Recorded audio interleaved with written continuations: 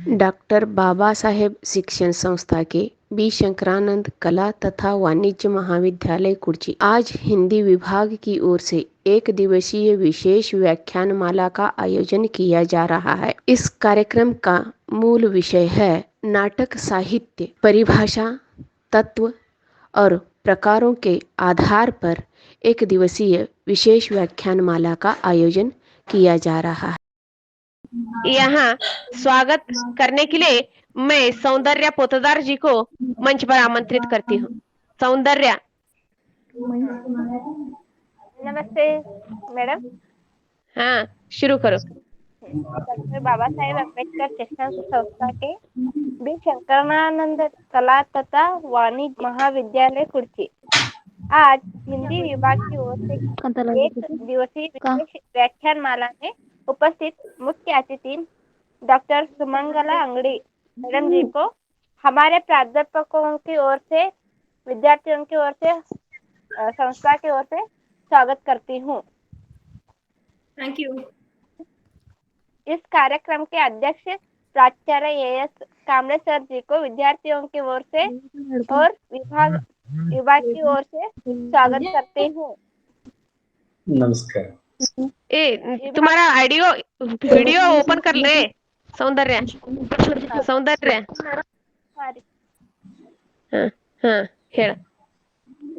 विभागाध्यक्ष doctor Surekha Ashok बेळगली madam जी को विद्यार्थियों की ओर से स्वागत करती हूँ। धन्यवाद। हिंदी विभाग की ओर से सभी विद्यार्थियों को स्वागत करती हूँ। धन्यवाद। देखिए, अब प्रास्ताविक 2 शब्दों में मैं प्रास्ताविक और यहाँ मुख्य अतिथि जी महोदया जी की परिचय छोटे 2 ही शब्दों में मैं करना चाहूंगी। प्रास्ताविक के संदर्भ में मैं पहले यहाँ जर्मन सर जी को मैं नमस्ते पहले कहती हूँ, कारण यहाँ जर्मन सर के कारण ही मैं इस कार्यक्रम के बारे में मैं सोच सकी। परसों कॉलेज को जाने के बाद जर्मन सर ने मुझे एक अवकाश देने के लिए जो जिक्र किए थे, उसी जिक्र के आधार पर घर आने के बाद मैं सोचने लगी क्यों ना मैं भी अपने बच्चों के लिए यहाँ इस तरह से व्यवस्था कर सकती हूँ। ये सोचने के बाद बच्चों के साथ, फाइनल ईयर के बच्चों के साथ मैंने ये चर्चा की तो सभी बच्चे ने हाँ कहे और उस किस तरह से करेंगे और क्या होगा, इन सारे विचारों के बारे में हम चर्चा किए। चर्चा करने के बाद हमने तय किया कि यहाँ तारीख भी नहीं करने का निर्णय भी लिए और इतवार को भी हमने चुन लिए। इतना सभी होने के बाद यहाँ मुख्य अतिथि के रूप में आने वाले मैडम जी से फोन करने से उन्होंने तुरंत वो भी हाँ कह दिए। तो हमारा जो संकल्प था वो संकल्प यथार्थ रूप में परिवर्तित होने के लिए एक समय के साथ साथ विद्यार्थी, प्राध्यापक सभी और मुख्य महोदया भी यहाँ एक ही बात में हाँ कह दिए। तो इससे यहाँ हमारे इस कार्यक्रम के बाद सभी निर्णय होने के बाद अब कैसे करेंगे, केवल हम विद्यार्थियों के लिए ही करना है या इसमें प्राध्यापकों को भी मिला लेंगे या पूरे कॉलेज के विद्यार्थियों को इसमें आमंत्रित देंगे। इन सारे विचारों को मैं जब प्राचार्य एस कामड़े सर जी से मैं बात करने के लिए सोची और सोचकर उनसे बात की तो वहाँ खुशी खुशी से सर ने एक ही बात में कह दिए, अरे आप करना चाहते हैं बच्चों के लिए तो हम क्यों ना कहे। ये कहते हुए और वो ये भी कहे कि केवल विद्यार्थियों के लिए नहीं बल्कि प्राध्यापकों को भी सूचित कर दीजिएगा। और हमारे प्राध्यापक वृंद भी ऐसे हैं कि हर कार्य में सहभाग हो जाते हैं और सहकार देते हैं। तो ऐसे यूनिटी प्रदेश यहाँ हमारे बीच भले ही मुठभेड़ हो लेकिन कार्य कोई कर रहा है तो हर एक साथ होकर उस कार्यक्रम को यहाँ सफल बनाने के लिए हर कोई अपने जद्दोजहद के साथ हाथ मिलाते हैं और साथ आते हैं। इस प्रकार से यहाँ ये हाशिए के संदर्भ में हम इस कार्यक्रम का आयोजन किए और आयोजन करने के बाद 4 बजे हम टाइमिंग फिक्स किए थे, लेकिन यहाँ खराब मौसम के कारण इसे 3 बजे हम निर्धारित कर दिए। तो इस प्रकार से हमारी कार्यक्रम आज ये कार्यक्रम इस स्वरूप में हम सभी के सामने उपस्थित है। अब मैं 2 ही शब्दों में मैडम जी का यहाँ परिचय मैं करती हूँ। डॉक्टर सुमंगला चंद्रशेखर अंगड़ी, ये मूलतः धारवाड़ तालुका अल्नावर के रहवासी हैं। उनकी प्राथमिकता से लेकर बीए तक की पढ़ाई उसी अल्नावर में ही संपन्न किए और इसके बाद एमए की पढ़ाई के लिए MA, MPhil, PhD Karnataka university Dharwad से किया। एमफिल का विषय डॉक्टर दिनेश चमोला शैलेश का उपन्यास टुकड़ा टुकड़ा संघर्ष का समाजोन्मुखी अध्ययन विषय रहा। पीएचडी इन्होंने डॉक्टर एचएम अत्तार सर के मार्गदर्शन में संपन्न किया। पीएचडी का शोध प्रबंध का नाम डॉक्टर दिनेश समोला जी के समग्र बाल साहित्य एक अध्ययन, इस प्रकार से इन्होंने महाप्रबंध यहाँ के रूप में पीएचडी की उपाधि प्राप्त किए। और इनके वृत्ति जीवन, मैं विद्यार्थियों से अनुरोध करती हूँ कि वो अपना माइक म्यूट करे। मैं विद्यार्थिनियों से निवेदन करती हूँ कि वो अपना माइक बंद करे। वृत्ति जीवन 2008 से MG VC arts commerce and science college मुद्दे बिहार से इन्होंने प्रारंभ किया, जो अब तक वो उसी कॉलेज में वो वृत्ति जीवन शुरू रखे हैं। और इस प्रकार से ऐसे एक अनुभवी मेधावी मुख्य अतिथि के रूप में हमें मिले, ये हमारी सौभाग्य है। मैं इन्हें इस कार्यक्रम में हृदयपूर्वक स्वागत करती हूँ। और यहाँ स्वागत के साथ साथ इतने इनके साथ भी नहीं है, इनके साथ मैं अपने प्राध्यापक मित्रों को भी मैं इस सभा में स्वागत करती हूँ। साथ ही जो बच्चे हमारे कॉलेज के सभी बच्चों को इस सभा में, इस कार्यक्रम में हृदयपूर्वक स्वागत करती हूँ। यहाँ स्वागत के बाद हमारा कार्यक्रम यहाँ विद्यार्थिनियों के ओर से प्रपत्र वाचन का आयोजन हमने किया है। और इस प्रपत्र वाचन करने के लिए मैं कमला तरड़ी जी को यहाँ उन्हें सौंपती हूँ। कमला तरड़ी। सेमिनार में उपस्थित सभी वरिष्ठों को मेरा प्रणाम। मेरा विषय है निबंध विधा, आधुनिक कालीन नवीन विधा। साहित्य रूप की दृष्टि से निबंध सबसे अधिक आधुनिक विधा है। हिंदी साहित्य में काव्य, नाटक, कथा साहित्य आदि पूर्व परंपरा विकसित अथवा केवल अभिप्राय की दृष्टि से अवश्य मिलती है। निबंध यह साहित्य का एक ऐसा अंग है जिसकी पूर्व रूप के दर्शन हमें संस्कृत और हिंदी भाषा और साहित्य के संपूर्ण इतिहास में ढूंढने से भी भरतेंद्र युग से पूर्व कहीं भी नहीं होते, जब हमारे यहाँ पहले हिंदी का पुष्ट विकसित गद्य ही नहीं था। निबंध की परिभाषा। संस्कृत में निबंध शब्द का अर्थ है बोधना, अर्थात निबंध वह है जिसमें विशेष रूप से बंधन या संगठन है तथा जिसके अनेक विचार, मति या व्याख्याओं का सम्मिश्रण या ग्रंथन है। हिंदी शब्द सागर में इस शब्द का अर्थ दिया गया है। निबंध वह व्याख्या है जिसमें अनेक मतों का संग्रह है, परंतु आज का निबंध अपने पर्यायवाची अंग्रेज शब्द इजी के अर्थ में ही ग्रहण किया जाता है, जिसका अर्थ है प्रयत्न। इजी शब्द की उद्भावना फ्रांस के मोनेटेन नामक सज्जन द्वारा हुई थी, जो आधुनिक निबंध साहित्य का जनक माना जाता है। निबंधों की विशेषताएं। निबंधों की 5 विशेषताएं हैं। नंबर 1, निबंध उपेक्षाकृत आकार में छोटी सी गद्य रचना है रूप में होता है। अधिकांश निबंध गद्य में ही लिखे जाते हैं, परंतु कुछ निबंध पद्य में भी लिखे जाते हैं। नंबर 2, निबंध में लेखक निजीपन और व्यक्तित्व की झलक होती है। लेखक ಆಯ್ತಾಯ್ತ್ರಿ ಆಯ್ತು ನಾನು ನೆಕ್ಸ್ಟ್ ಇದನ್ನ ಮಾಡ್ತೇನ್ರಿ ಪೂನಂ ಬನ್ಸೋಡೆ सभी नेक्स्ट को मेरा हाँ हाँ सभी हाँ को जी मेरा शुरू कीजिए नमस्कार। सभी को जी मेरा नमस्कार। रेखा चित्र का स्वरूप और विकास। रेखा चित्र किसे कहते हैं? यह शब्द दो शब्दों रेखा और चित्र को मिलाकर बनाया गया है। इसका शाब्दिक अर्थ है रेखाओं की सहायता से बनाए गए चित्र। रेखा चित्र अंग्रेजी के स्केच का पर्यायवाची शब्द है। यह स्केच शब्द चित्रकला का शब्द है। स्केच उन चित्रों को कहते हैं जिनमें केवल रेखाओं की सहायता से ही किसी भी व्यक्ति या वस्तु का एक भावपूर्ण चित्र प्रस्तुत कर दिया जाता है। उसमें न रंगों की छटा रहती है और न वातावरण या पृष्ठभूमि का आकर्षक विधान। सच्चा कलाकार कभी भी अंधानुकार नहीं करता। वह प्रेरणा अवश्य लेता है, परंतु अपनी कृति को वह एक सर्वथा मौलिक स्वरूप प्रदान करने का प्रयत्न करता है और उसमें सफल होता है। नेक्स्ट मैं आपको रेखा चित्र की परिभाषा के बारे में हम पीछे बताए हैं कि रेखा चित्र शब्द मूलतः चित्रकला का शब्द है।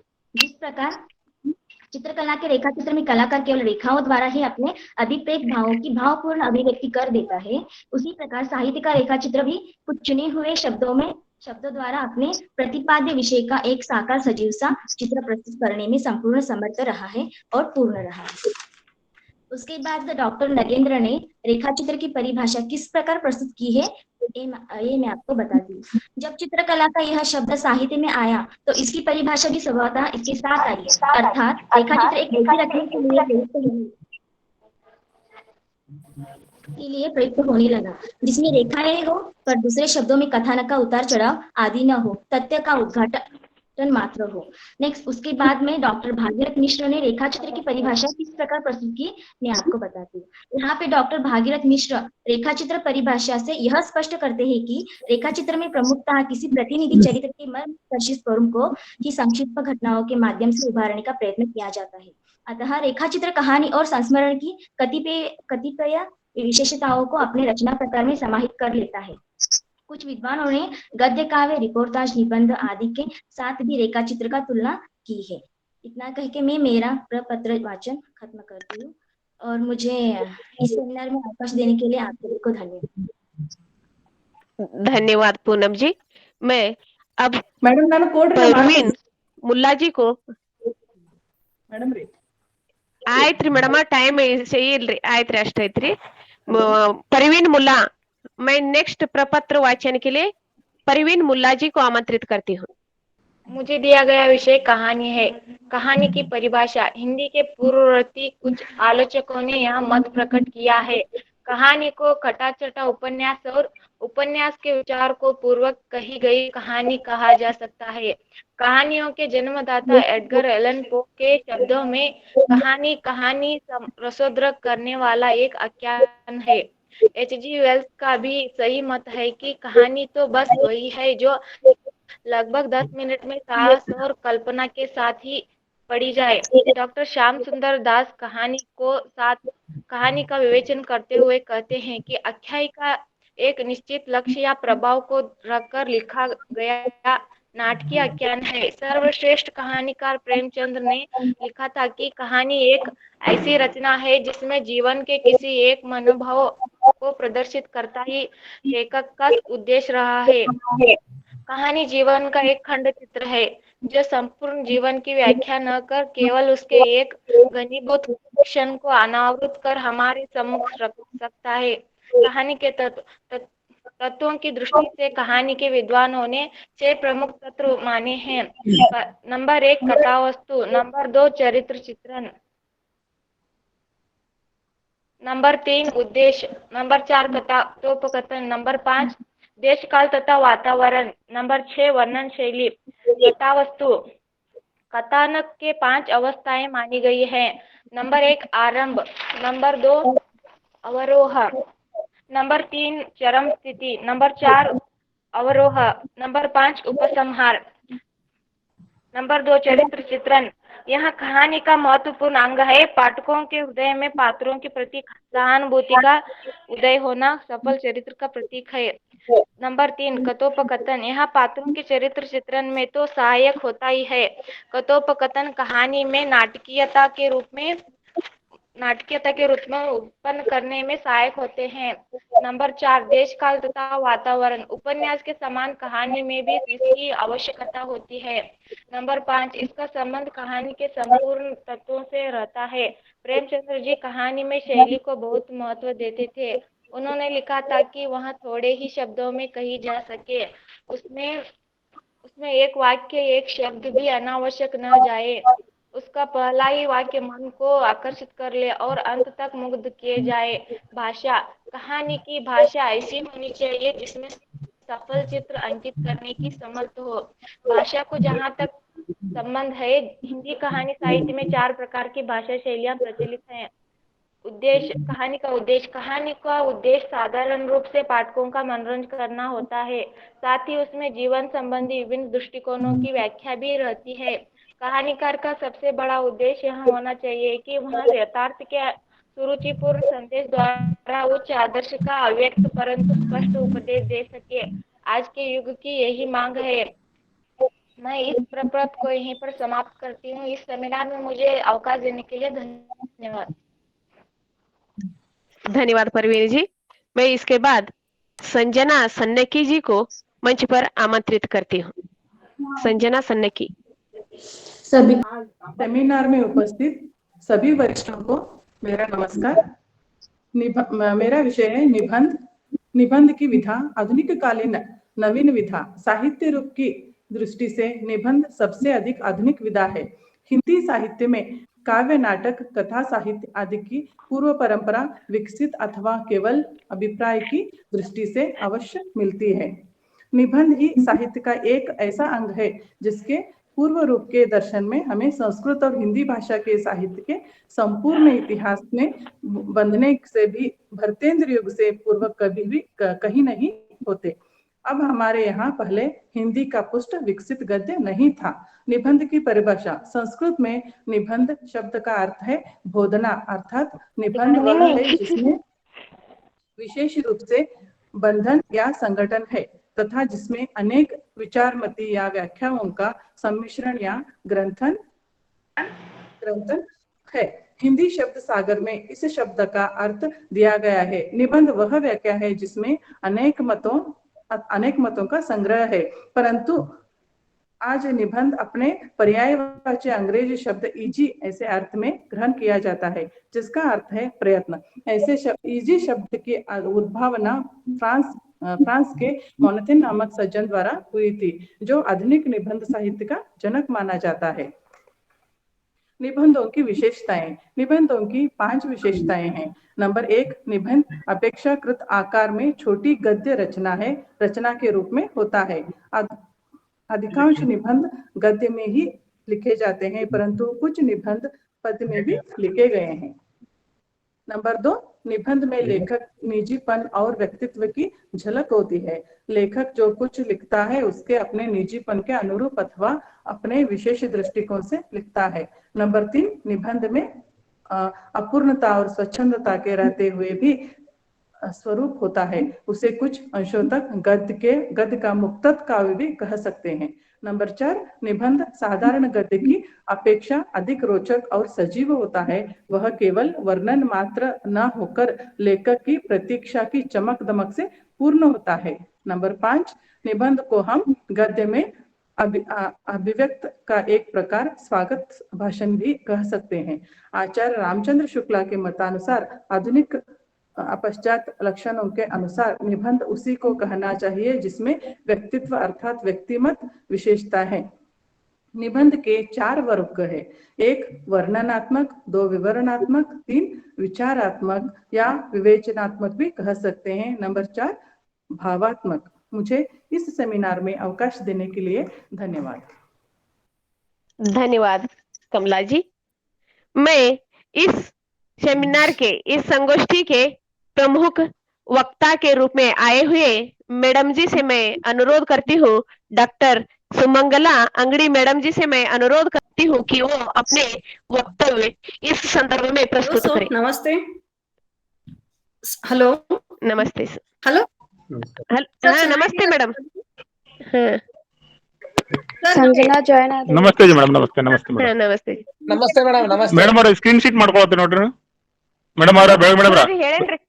ಹಾ ಹಾ, ಸರ್ ಹುಡುಗರಿಗೆ ಹೇಳೇನ್ರಿ ಸರ್. ಹಾ ಮತ್ತೆ ಅದೆಲ್ಲ ಮರ್ತ್ ಕೂತಿರಿ ನೋಡ್ರಿ. हाँ हाँ इस कार्यक्रम के आयोजक सुरेखा बेड़गली मैडम जी और Kamlesh sir, principal Kamlesh sir ji और शायद सर और जितने भी अध्यापक यहाँ पर जो उपस्थित हैं सभी को मेरा नमस्कार और इस कार्यक्रम में उपस्थित सभी छात्रों को मेरा प्यार भरा नमस्कार। मैडम जी ने परसों फोन करके मुझे बताया कि हम एक व्याख्यानमाला की आयोजना कर रहे हैं, तो आप गेस्ट के रूप में आइए। तो मैडम को मैंने बताया, मैडम मैंने कहीं नहीं गई हूँ तो विचार कर लीजिए। तो मैडम ने कहा नहीं मैडम, कुछ और बात नहीं है, सिर्फ हमारे जो सिलेबस से बेस जो विषय है इसी पर ही हम एक व्याख्यानमाला करना चाहते हैं, क्योंकि सभी विद्यार्थियों को जो सरल हो इसीलिए मैडम को मैंने भी हाँ कर दिया। और मैडम ने कहा कि और फाइनल ईयर के सिलेबस में कोई भी आप विषय ले लीजिए।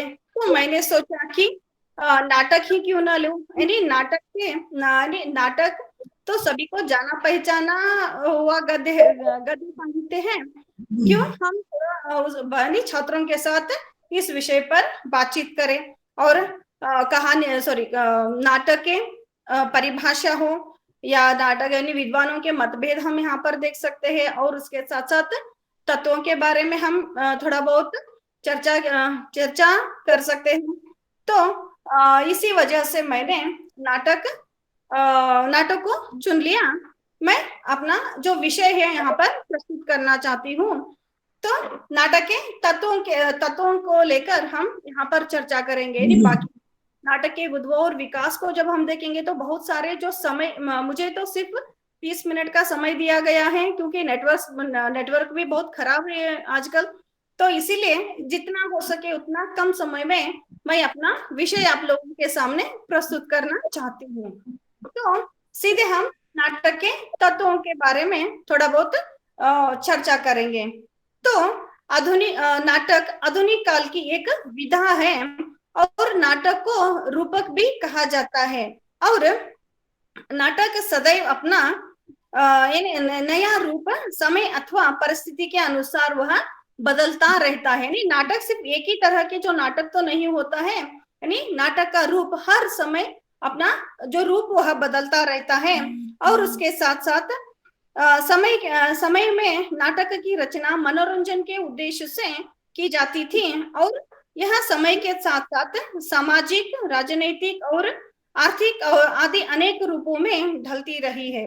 और आज नाटकों की रचना बहुउद्देशीय की पूर्ति के लिए की जा रही है, और सफल नाटक उन्हें कहा जाता है वह रंगमंच पर खेला जाए। यानी जब रंगमंच पर इस नाटक की आयोजना होती है तभी वह एक सफल नाटक कहलाता है।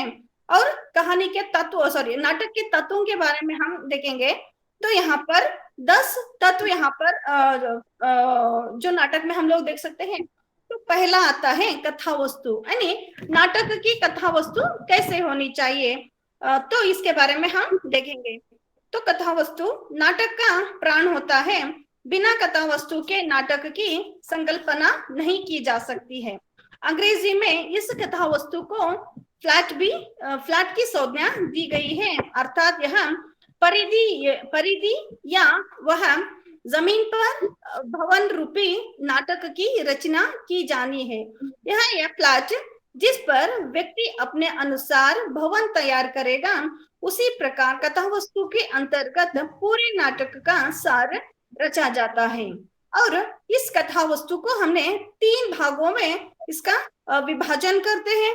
तो पहला आता है प्रख्यात, दूसरा आता है उत्पाद्य और तीसरा आता है मिश्र प्रख्यात। तो प्रख्यात यानी इसके अंतर्गत इन कथाओं का संकलन किया जाता है जो प्रख्यात हो अथवा प्रसिद्ध कथा, यानी ऐतिहासिक और पौराणिक घटनाओं को लेकर यहाँ पर नाटकों की आयोजना होती है। और उत्पाद्या में इसके अंतर्गत व्यक्ति के मन मस्तिष्क की कल्पनाएं होती हैं जो नाटक के रूप में व्यक्त होती है। और इसके अंतर्गत व्यक्ति स्वतंत्र रूप से अपने कल्पनाओं के द्वारा कथा वस्तु को तैयार करता है। यानी किसी एक जैसे कि ऊपर हमने देखा ऐतिहासिक पौराणिक घटनाएं जो देखते हैं हम लोग, लेकिन उत्पाद्य में ऐसे नहीं है। यानी लेखक अपने मन से जो भी घटनाओं को लेकर या कुछ कहना चाहता है उस विषय को लेकर यहाँ पर प्रस्तुति की जाती है अथवा नाटकों की रचना होती है। थर्ड आता है मिश्र प्रख्यात, यानी इसके तहत हम व्यक्ति प्रसिद्ध कथा और अपनी कल्पनाओं का मिश्रण करके कथा वस्तु को यहाँ पर तैयार करता है। आज कई ऐसी घटनाएं हैं जो पूर्ण रूप से प्रामाणिक नहीं होते हैं और उसके साथ कुछ घटनाएं जोड़ने पर भी दर्शकों में उत्सुकता जागृत होती है। वह पूर्ति कभी अपनी मन की कल्पनाओं के द्वारा करता है। नहीं, आजकल हम नाटकों को जब हम देखेंगे तो लोग मनोरंजन के दृष्टि से ही नाटकों को देखते हैं, तो इसीलिए शायद यानी मनोरंजन उसमें ज्यादा होना, तो सभी दर्शक वहां पर बैठकर नाटकों को देखते हैं। और अंततः कथा वस्तु की रचना इस प्रकार की जानी चाहिए कि वह रंगमंच पर सफल अभिनय किया जा सके। इसमें समय, दृश्य, वाद, संवाद, अभिनेता आदि का सटीक तालमेल ही नाटक की सफलता का मूल मंत्र हो सकती है। और इसका विशेष ध्यान कथा वस्तु में ही हमें रखना चाहिए, यानी किस विषय को लेकर हम नाटक की आयोजना करते हैं अथवा नाटक को लिखते हैं उस पर निर्भर होता है। तो दूसरा आता है नायक अथवा पात्र व चरित्र चित्रण हम यहाँ पर देखते हैं। तो नाटकों में किस प्रकार के पात्र होना जरूरी है, इस पर बहुत ही ध्यान देना पड़ेगा हमें। और नेता, यानी इस नाटकों में नेता हम कहते हैं अथवा नायक हम कहते हैं, यानी नेता का मतलब ही नायक होता है। और आचार्य धनंजय के अनुसार नायक को विनीत, मधुर, त्यागी, दक्ष, प्रियमवद, सुचि, लोकप्रिय, वाग्मी, कुलीन, स्थिरचित्त, युवा, बुद्धिमान, श्रद्धावान,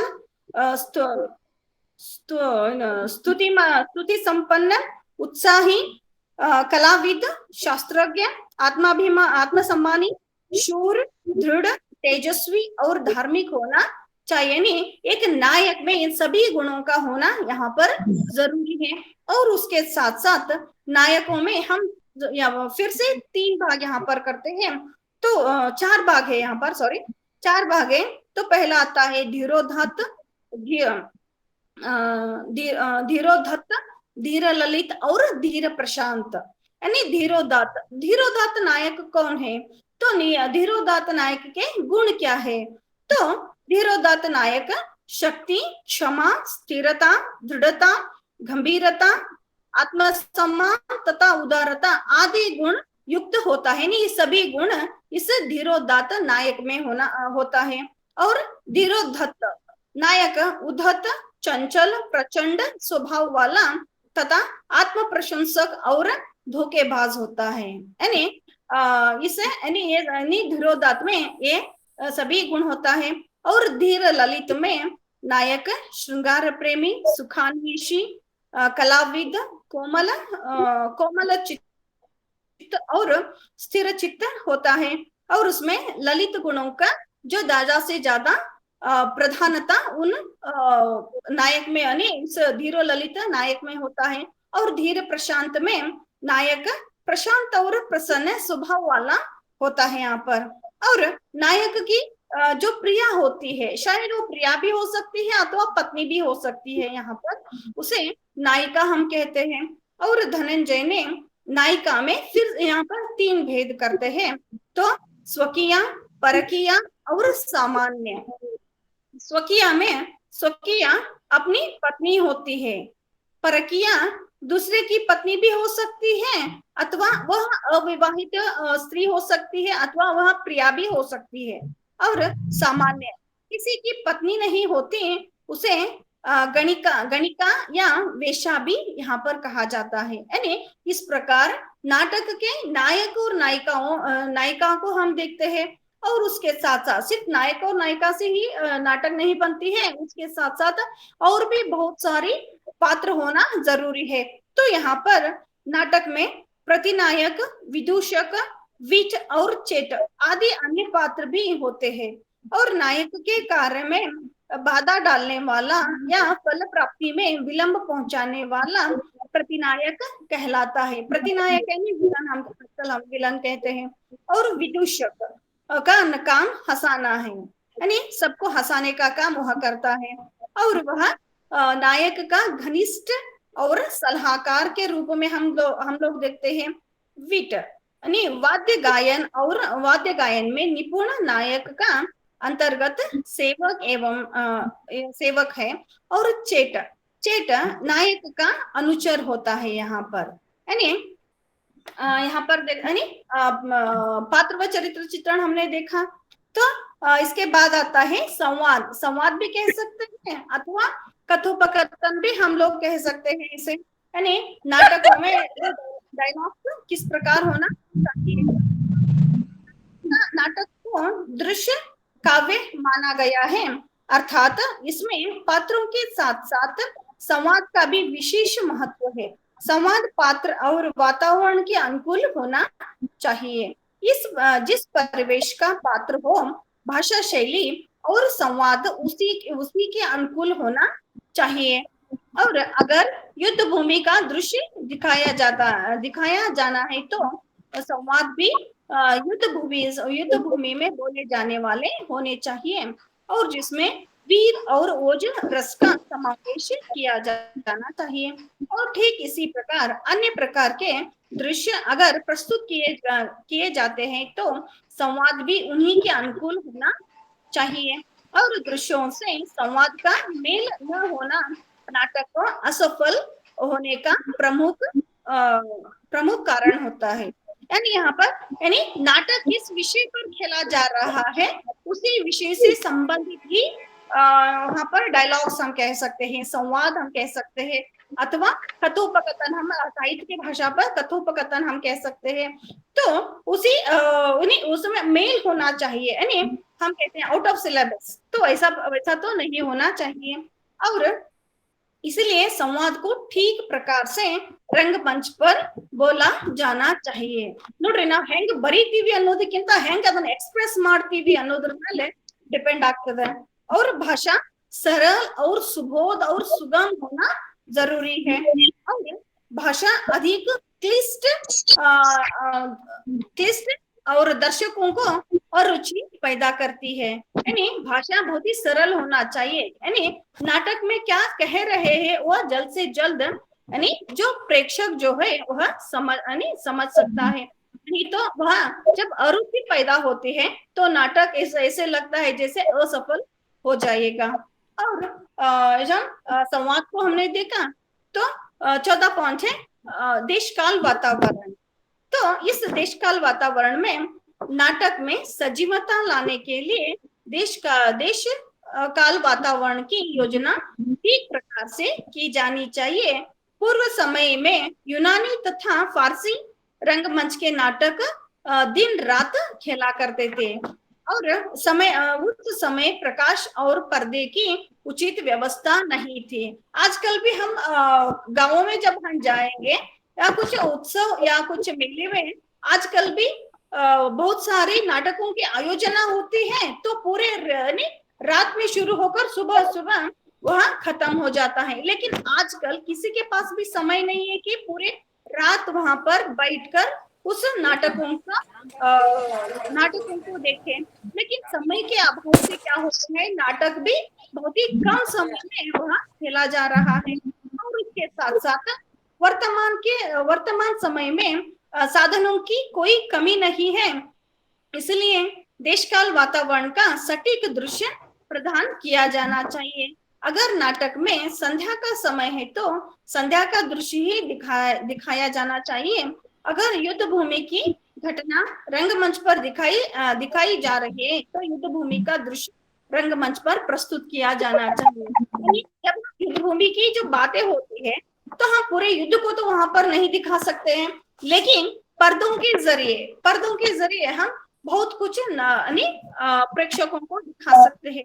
और उसके साथ साथ हम नाटकों में ही देखते हैं बहुत सारे जो पर्दे जो है बदलते रहते हैं, समय के साथ साथ दृश्य के साथ साथ बहुत कुछ उस पर्दों के जरिए दिखाते हैं वे लोग।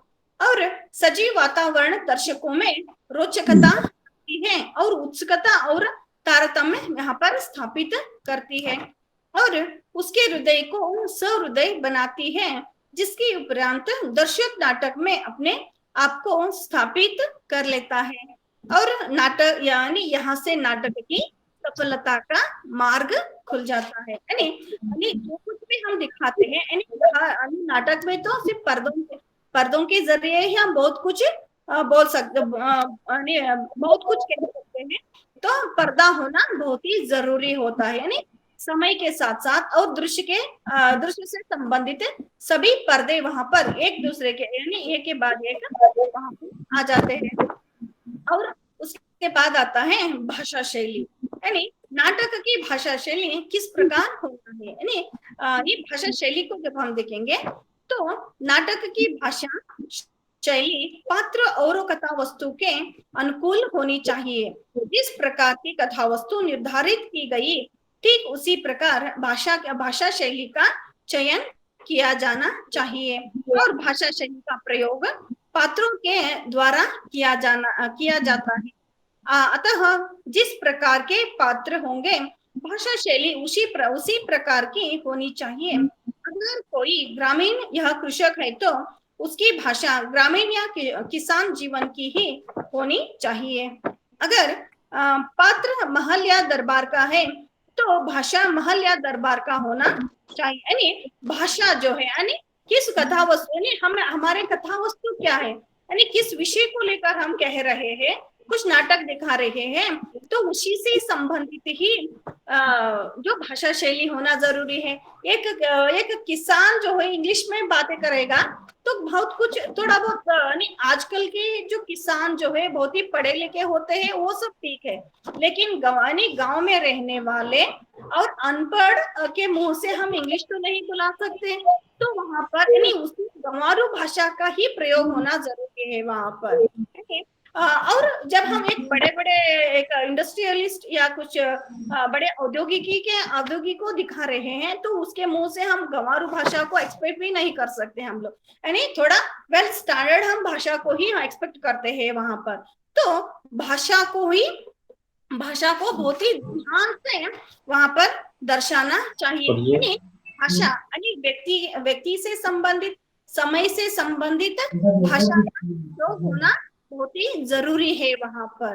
और बोझिल और सांस्कृतिक भाषा का प्रयोग कम करने से बचना चाहिए। कितना हो सकता है उतना सांस्कृतिक और बोझिल यानी बोझिल ಅಂದ್ರೆ ಏನಂತೀವಿ ವಜನ್ ಅಂತ ಹೇಳ್ತೀವಿ, ಅಂದ್ರೆ ನಾವ್ ಏನ್ ಹೇಳ್ತಾ ಇದೀವಿ ಅರ್ಥ ಆಗ್ಬೇಕದು। ओके सो वैसे भाषाओं का बहुत ही सरल भाषा का आवाज तो वहाँ बहुत ही सरल रूप से ही समझ सकता है। संवाद भी यानी बहुत ही लंबे संवादों न होने से बेहतर है कि बहुत ही छोटे छोटे संवादों में वो जो भाषा का प्रयोग हो जाए। और वेशभूषा यानी यहाँ पर बहुत ही महत्वपूर्ण कह सकते हैं, यहाँ पर नाटक के तत्वों में वेशभूषा का होना बहुत ही जरूरी है। और वस्त्र निर्धारण और वेशभूषा व्यक्ति का परिचय कराती है। किसी भी व्यक्ति आवाज नहीं आ रहा है मैडम। वस्त्र और वेशभूषा से किया जाता है। एक कृषक जहाँ धोती और सिर पर पगड़ी बांधता है वहीं सेठ महंगे वस्त्र माला और अंगूठी धारण करता है। यानी भाषा भी और भाषा के साथ साथ संवाद और वेशभूषा से ही हम जल्द से जल्द जान सकते हैं कि जो मंच पर आया हुआ व्यक्ति कौन है, यानी क्या करता है। इसके बारे में यानी वेशभूषा का बहुत ही महत्वपूर्ण स्थान यहाँ पर हम देख सकते हैं। यानी जब हम एक कृषक को दिखा रहे हैं तो कृषक के कपड़ों से ही चाहिए। और एक यहाँ पर सेठ की मैंने बात की, तो सेठ को हम एक कृषक की तरह हम वस्त्र तो पहना नहीं सकते हैं, क्योंकि सेठ का वस्त्र भी बहुत ही महंगा होता है और वह जो गले में चैन वगैरह डालता है और हाथों यानी अंगूठी वो सब कुछ धारण किया रहता है और टोपी नहीं डालता है। लेकिन जब हम कृषक को दिखा रहे हैं तो बहुत ही सरल सादा सीधा कपड़ों में उसे दिखाएंगे, तो तभी प्रेक्षक समझ में आएंगे कि अरे यह कृषक है, यह पुलिस है, ये काम करने वाला है, वो काम करने वाला है। नहीं, वेशभूषा से ही हमें पता चलता है कि अरे यह व्यक्ति अपने खुद का परिचय वह कर लेता है अपनी वेशभूषा से ही। और ठीक इसी प्रकार अन्य पात्र अपनी वेशभूषा से परिचय कराने की सक्षम होते हैं और पात्रों के अनुकूल वेशभूषा का योजना किया जाना चाहिए, अन्यथा यह नाटक में से बेमेल साबित हो जाएगा। यानी यहाँ पर हेलो, हाँ हेलो मैडम, सुनाई दे रहा है। हाँ ओके। यानी पात्र के अनुकूल ही हमें वेशभूषा को धारण करना चाहिए वहां पर। यानी हर एक व्यक्ति जो आता है यानी अपना ही खुद का परिचय अपने ही वेशभूषा से ही वह करता है, और नहीं तो वह बेमेल हो जाएगा। नोड्री, यानी एक कृषक को हम सूट बूट हम पहनाएंगे तो कहीं ना कहीं लोग उसे एक्सेप्ट नहीं कर सकेंगे। यानी लोगों के मन में, हमारे मन में क्या है, यानी कृषक यानी इसी प्रकार ही रहता है कि यानी एक सादा सीधा कपड़ों में ही उसे हम देखने की इच्छा हम प्रकट करते हैं। तो और दर्शकों में भी तारतम्य पैदा नहीं होते, यानी किस जो व्यक्ति है अपनी वेशभूषा से ही वह अपना परिचय खुद करा लेता है। और उसके साथ हम नेक्स्ट देखते हैं ध्वनि योजना। यानी नाटकों में ध्वनि का होना बहुत ही जरूरी है। तो रंगमंच पर ध्वनि बिना ठीक प्रकार से ध्वनि के दर्शकों में अरुचि उत्पन्न करती है। नाटकों के अनुसार ध्वनि का प्रत्येक दर्शक एक स्पष्ट रूप से पहुंचाने चाहिए, और ध्वनि के ठीक प्रबंध न होने के कारण दर्शकों में उब पैदा होती है। यानी ध्वनि इतनी जो महत्वपूर्ण स्थान रखता है कि सभी को, यानी जो कुछ भी हम देख रहे हैं वे लोग क्या कह रहे हैं उसे सुनने की जो जिज्ञासा सभी के मन में होती है, और उसके कारण जिसके कारण दर्शक नाटक में रुचि नहीं ले पाते, यानी ढंग से वो सुनाई नहीं देगा। तो इसीलिए जब नहीं सुनते हैं तो उसमें रुचि नहीं आती है। और ऐसा माना जाता है कि नाटक में प्रयोग किए गए प्रत्येक शब्द जिस प्रकार अगली पंक्ति में बैठा हुआ व्यक्ति सुन पाता है, ठीक उसी प्रकार वह प्रत्येक शब्द पिछले पंक्ति में बैठा हुआ व्यक्ति भी सुन पाए, और ऐसी योजना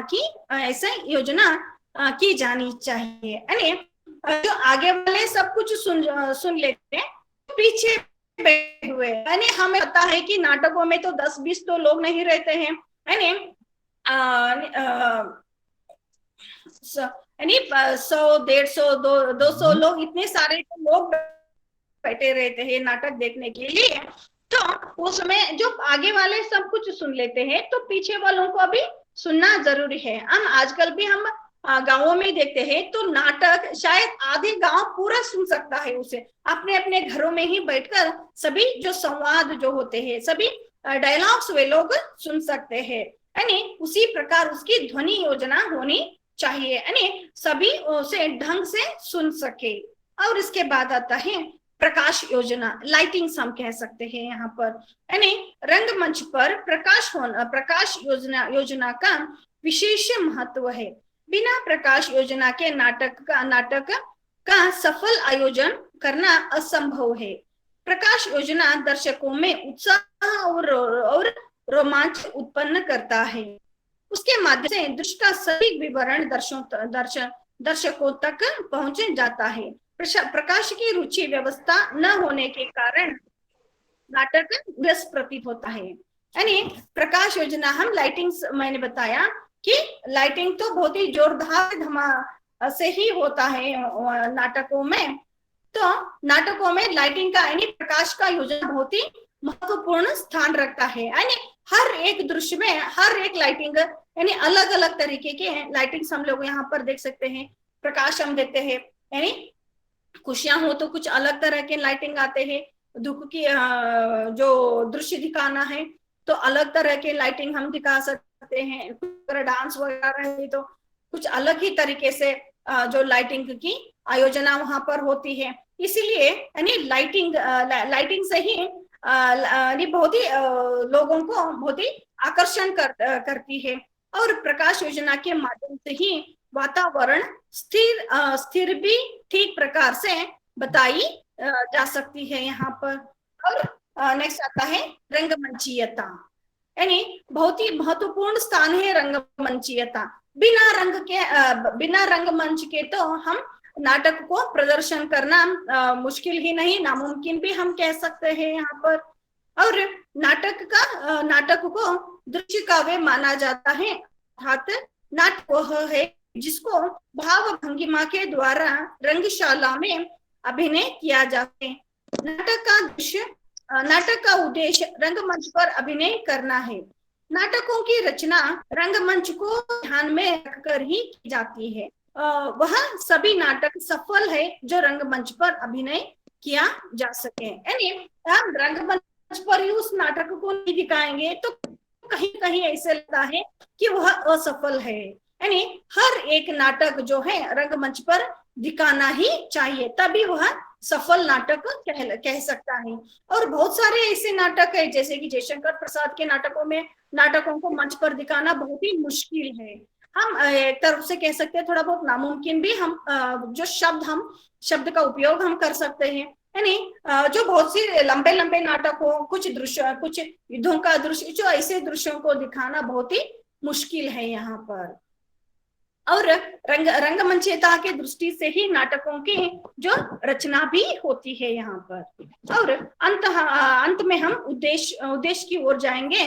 तो हर एक साहित्य की रचना के पीछे अपना ही एक उद्देश्य जो होता है। तो यहाँ पर नाटक का भी अपना ही जो उद्देश्य है।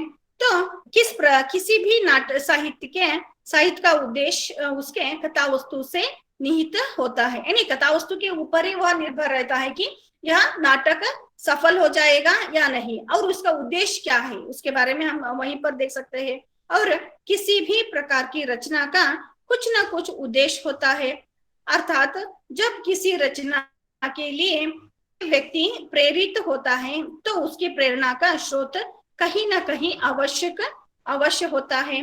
कुछ साहित्य सामाजिक, आर्थिक, ऐतिहासिक, धार्मिक या मनोरंजन अनेक उद्देश्यों की पूर्ति के लिए लिखे जाते हैं। और पूर्व समय में मनोरंजन अथवा धार्मिक और ऐतिहासिक परिस्थिति को बताने के लिए नाटक की रचना की जाती थी। वर्तमान समय में नाटकों की रचना बहुत ही अर्थ में लिखे जाते हैं।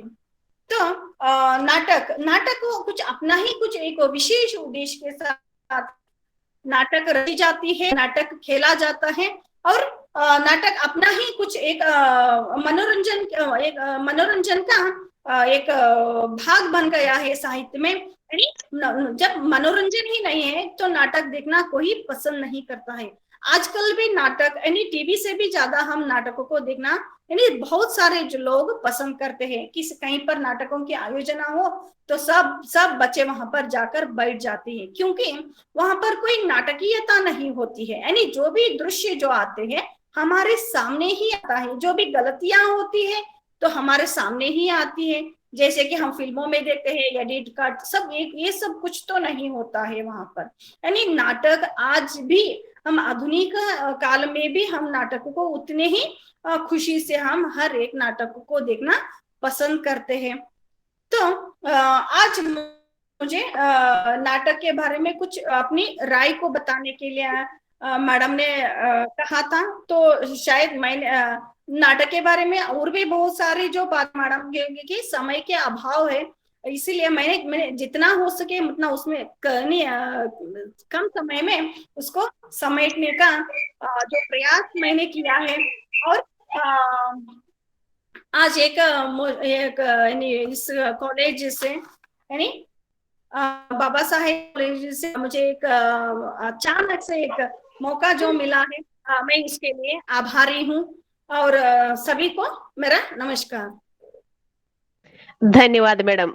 सागर में घाघर भरने का कार्य आपने बहुत सुंदरता के साथ किया है मैडम, बहुत बहुत धन्यवाद।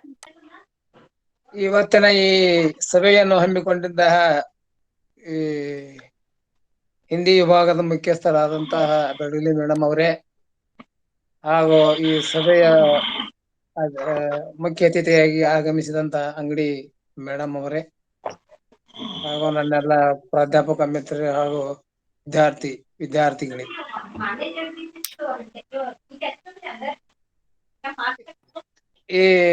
ಈ ಸಭೆ ಸ್ಟೂಡೆಂಟ್ ನಿಮ್ಮ ಮೈಕ್ ಬಂದ್ ಮಾಡ್ರಿ. ಈ ಸಭೆಯು ಬಹಳ ಒಳ್ಳೆಯ ರೀತಿಯಿಂದ ನಡೆದು ಬಂದಿತ್ತು. ಆಮೇಲೆ ಕೆಲವೊಂದು ಇಂಟರ್ನೆಟಿನ ಸಮಸ್ಯೆಗಳಾದರೂ ಕೂಡ ಈ ಸಂಪನ್ಮೂಲ ವ್ಯಕ್ತಿ ಮಾತನಾಡುವಾಗ ಯಾವುದೇ ತರಹದ ಅಡ್ಡಿಗಳಾಗಲಿಲ್ಲ. ಈ ಅವರು ನಾಟಕದ ಬಗ್ಗೆ ಬಹಳ ಸವಿಸ್ತಾರವಾಗಿ ಎಲ್ಲ ವಿದ್ಯಾರ್ಥಿಗಳಿಗೆ ತಿಳಿಯುವಂತೆ ಹಾಗೂ ಪ್ರಾಧ್ಯಾಪಕರಿಗೆ ತಿಳಿಯುವಂತೆ ತಿಳಿಸಿಕೊಟ್ಟಿದ್ದಾರೆ. ಅವರಿಗೆ ನಮ್ಮ ಕಾಲೇಜಿನ ವತಿಯಿಂದ ಮತ್ತು ನಮ್ಮ ಹಿಂದಿ ವಿಭಾಗದ ವತಿಯಿಂದ ಧನ್ಯವಾದಗಳನ್ನು ಅರ್ಪಿಸ್ತೇನೆ. ನಮಸ್ತೆ ಸರ್. ನಮಸ್ತೆ ಮೇಡಮ್. ಹಲೋ. ಆಮೇಲೆ ಇನ್ನುಳಿದ ಇದೇ ರೀತಿ ಕಂಟಿನ್ಯೂ ಮಾಡ್ರಿ. ಇದೇ ರೀತಿ ಎಲ್ಲ ವಿಭಾಗದ ಮುಖ್ಯಸ್ಥರಿಗೆ ನಾನು ಮನವಿ ಮಾಡಿಕೊಳ್ಳುವುದೇನೆಂದ್ರೆ, ಎಲ್ಲರೂ ಈ ರೀತಿ ಸಭೆಗಳನ್ನು ಹಮ್ಮಿಕೊಂಡು ಲಾಕ್ಡೌನ್ ಅನ್ನುವ ಒಂದು ಈ ಮನಸ್ಥಿತಿಯಿಂದ ಹೊರಬರುವಂತಹ ಸ್ಥಿತಿ ನಮ್ಮ ವಿದ್ಯಾರ್ಥಿಗಳಿಗೆ ಆಗಲಿ ಅಂತ ಹೇಳ್ತಾ ನನಗೆ ನನ್ನ ಎರಡು ಮಾತುಗಳನ್ನು ಮುಗಿಸ್ತೇನೆ. ಧನ್ಯವಾದ okay sir, okay sir, okay sir, ಧನ್ಯವಾದ. ಕಾಂಬ್ಳೆ ಸರ್ ಬಂದ್ರು, ಅವ್ರಿಗೂ ಸ್ವಲ್ಪ ಅವರಿಗೆ ಅಧ್ಯಕ್ಷ ಸರ್ ಎಸ್ ಕಾಂಬ್ಳೆ ಸರ್ ಅವರಿಗೆ ಈ ವೇದಿಕೆಯನ್ನು ಕೊಡ್ತಾ ಇದ್ದೀನಿ.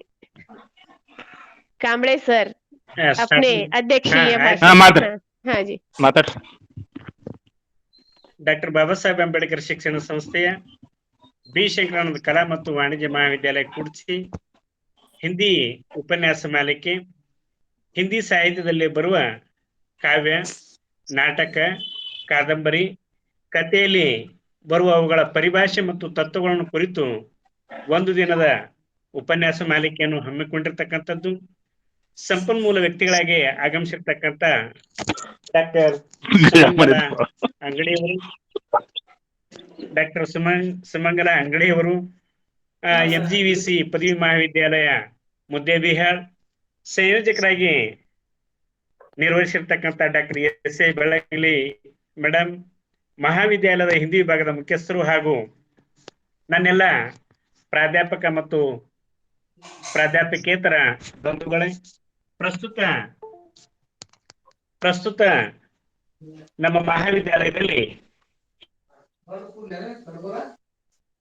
ಹಿಂದಿ ವಿಭಾಗದಿಂದ ಪ್ರತಿ ವರ್ಷವೂ ತನ್ನ ವಿಭಾಗದಿಂದ ಎರಡದೇ ಒಂದಿಲ್ಲ ಒಂದು ರೀತಿಯಲ್ಲಿ ಹಲವಾರು ಕಾರ್ಯಕ್ರಮಗಳನ್ನ ನೆರವೇರಿಸ್ತಾ ಬಂದಿರುತ್ತದೆ.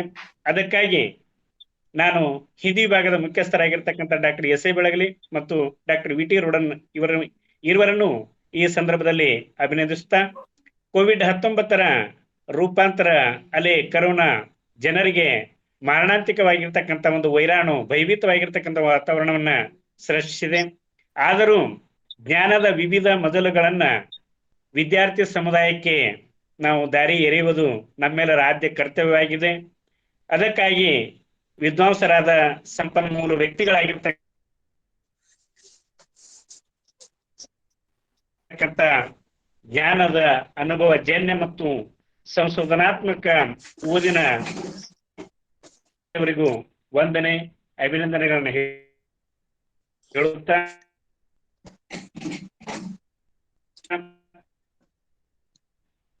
ಹಾಗೇನೆ ಈ ಒಂದು ದಿನದ ಉಪನ್ಯಾಸ ಮಾಲಿಕೆಯಲ್ಲಿ ಕಾವ್ಯ, ನಾಟಕ, ಕಾದಂಬರಿ, ಕಥೆಯ ಪ್ರಕಾರಗಳ ಕುರಿತು ತಮ್ಮ ಅನಿಸಿಕೆಗಳನ್ನ ಮತ್ತು ಪೇಪರ್ ಪ್ರೆಸೆಂಟ್ ಮಾಡಿರ್ತಕ್ಕಂಥ ವಿದ್ಯಾರ್ಥಿನಿಯರಿಗೂ ಕೂಡ ವಂದನೆ ಅಭಿನಂದನೆಗಳನ್ನು ಹೇಳುತ್ತಾ ಈ ಕಾರ್ಯಕ್ರಮ ಬಹಳಷ್ಟು ಅಚ್ಚುಕಟ್ಟಾಗಿ ನೆರವೇರಲಿಕ್ಕೆ ಬಹಳಷ್ಟು ಸಹಾಯವನ್ನು ನೀಡಿರ್ತಕ್ಕಂಥ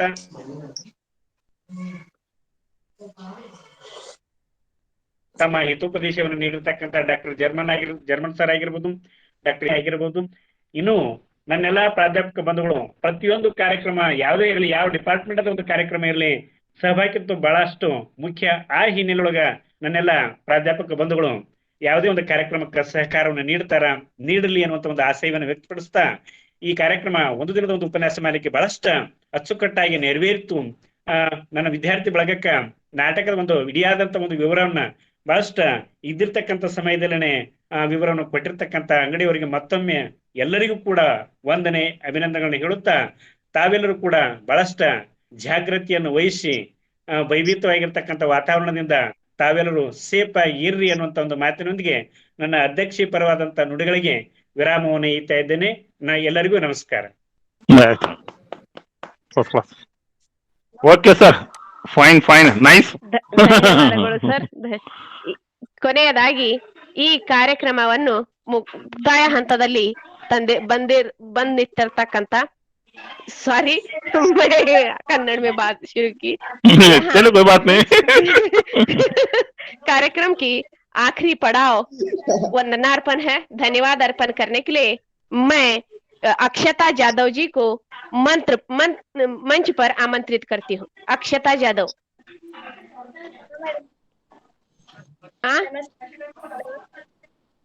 अक्षता। हाँ मैडम। आधारी मैम। हाँ अक्षता, हाँ तुम्हारा शिव को वंदनार्पण।